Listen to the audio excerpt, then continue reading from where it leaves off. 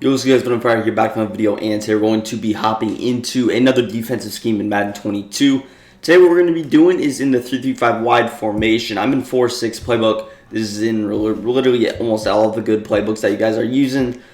So it's in Bears, Ravens, Dolphins, Buccaneers, again, pretty much everything. I'm in 4-6 as I mentioned, but really shouldn't matter. Let's get into our coach adjustments. We're going to go auto flip on. We're going to go auto alignment. You can set that to base. It doesn't really matter. And then what you're going to do is go to your zone drops. Now, you guys can't really see them, but you can kind of see it to the right up. Right there. You see how it says 0. So what you're going to do is put your curl flats up to a really high amount. You can go either 25 or 30 yards. Again, it just depends on the player. If he's not running like super deep crossing routes, you can go 25, which I'll just do now. And then with your flats, what you're going to go ahead and do is go to 5 yards. So flats at 5, curl flats at 25. And again, we're in 3-3-5 wide, so you want to go ahead and get a safety at linebacker, or at least this middle linebacker position if you want. In 4-6, you can actually audible and get safeties all the way around, but we're not going to do that. The play we're going to run is going to be on the right-hand side. It's going to be that cover to sink to run. So cover to sink. And yeah, man, overall, let's just go ahead, jump straight into it. So again, we're already auto aligned, so we are base aligned. We can press. If we don't want to, we don't have to be base aligned. In this particular formation we're facing, it doesn't really have an effect, so you don't necessarily need to be. But if you were facing something like bunch, you probably do want to be base aligned. Now, what are we going to do with our cover 2? Now, we can do a couple of different things in this scenario. The first thing that I'm going to do is focus on this wide side of the field, which is going to be the right side over there. And what we're going to do with that right side is we need something deep, because if we just run our cover 2 with a zone drop of 5 yards on the flats, what's really going to happen is just a super easy pass to the sidelines. They're going to split your cover 2 easily, and it's going to be an easy touchdown. As I said, easy like 5 times in that sentence, but pretty simple stuff. And it would be just it's just way too easy for the opponent, as I say it again there.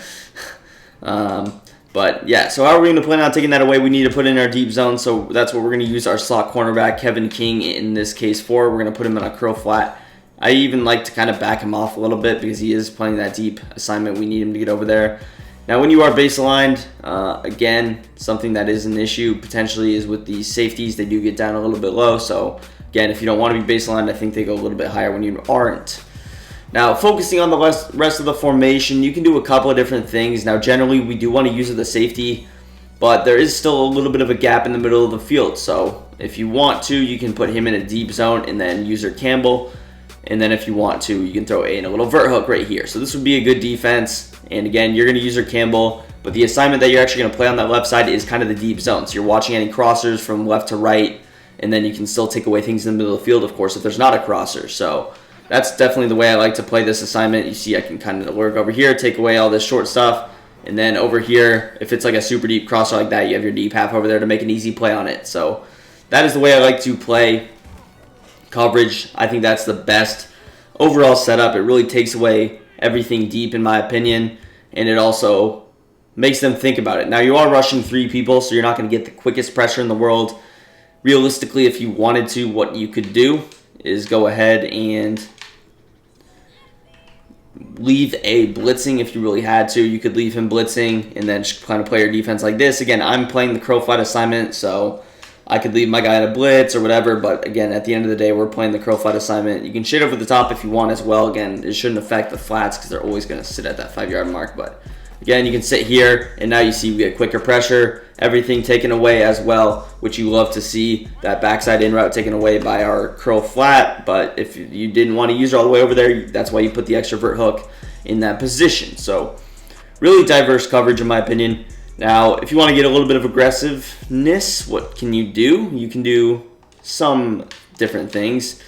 And if we wanted to kind of send a blitz, what could we do? We could go ahead, blitz all of our linebackers, all of our defensive linemen, go with that curl flat adjustment. And then with our user, we got to watch the middle of the field, but we're still trying to get pressure. So we kind of want to send that extra guy, and there you get the pressure, and that is an easy way to do it. I'll show that again because I didn't really explain the blitz. I was actually kind of testing it myself to see if it would work, which it did. You love to see it. So again, we're just going to spread our defensive line. What I also did is I went ahead, slanted my defensive line outside, which is deep out of the left and up on that right analog stick. The next thing that you're going to go ahead and do is blitz all linebackers, because we do have Devondre Campbell on that left-hand side in a vertical hook. So we just want to blitz all linebackers. That's going to put our user in a blitz as well. Now, again, the last thing you're going to do really with your coverage is we want that curl flat over there. And again, if you don't want to be baselined, it's not going to really against this formation, so you don't have to do that. It also will move these safeties back automatically, which I might actually cancel out because I don't want my flat playing super far inside on that wide side of the field. And then with your user, what you're going to go ahead and do is simply stand on one of these sides. I would probably go left side in this case, which I did in the first play. Stand over here on the left side, kind of to the middle. When the ball is snapped, you're going to hold left trigger and kind of strafe over to this side, occupying the attention of the center. Now, the offensive line recovered very well, better than I've actually seen, and of course, better than we did on that first run, which is a little bit uncommon. You don't see that too much, so we'll try and set that up again. Same coverage, same everything. Let's try it out, see if we can get it to work. Snap the ball, and this time we occupy the center. And again, you'll get some faster linebackers than Rashawn Gary or Devondre Campbell off the edge, but that's an easy way to get pressure with this cover 2. And really, most things will be taken away overall. I mean, what's really going to be open that fast? You have the deep outside taken away. Again, you got to watch out at anything really short with your user.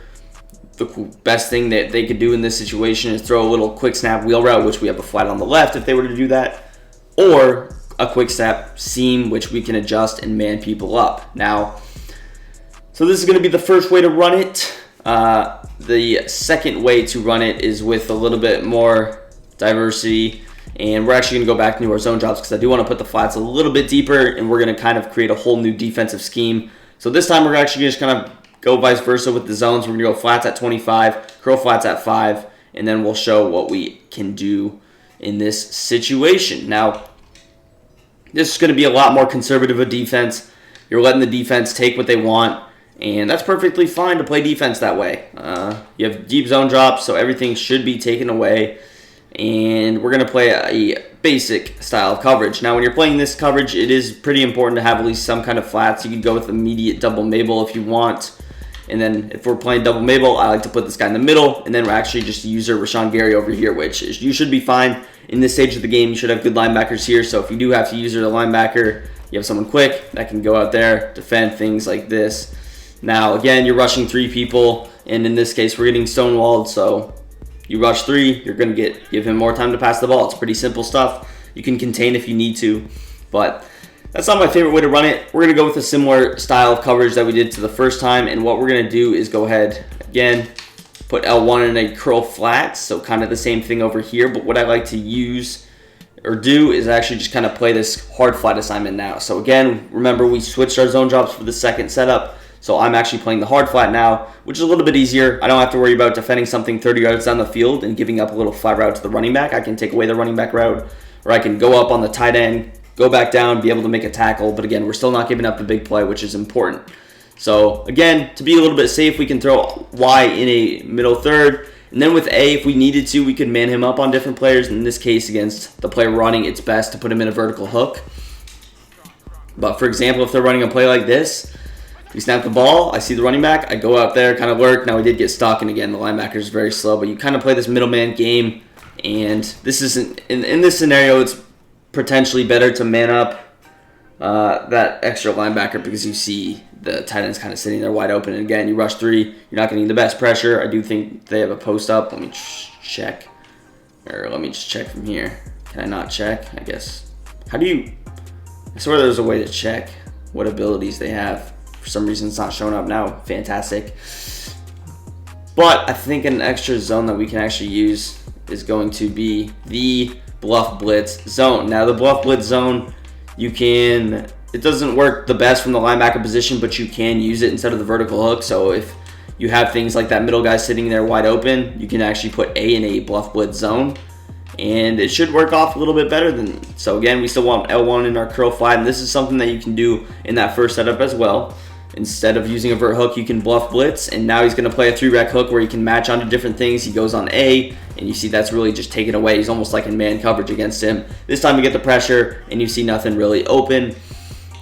As far as some other plays, let's go to a PA read just to mix it up a bit. Give the defense some other things to look at. So, again, curl flat L1, put Y in the middle third. We're putting A in a bluff blitz. We can also do that same adjustment with L1 and Devondre Campbell over here, so we can put all 3 of those guys in bluff blitzes if we wanted to.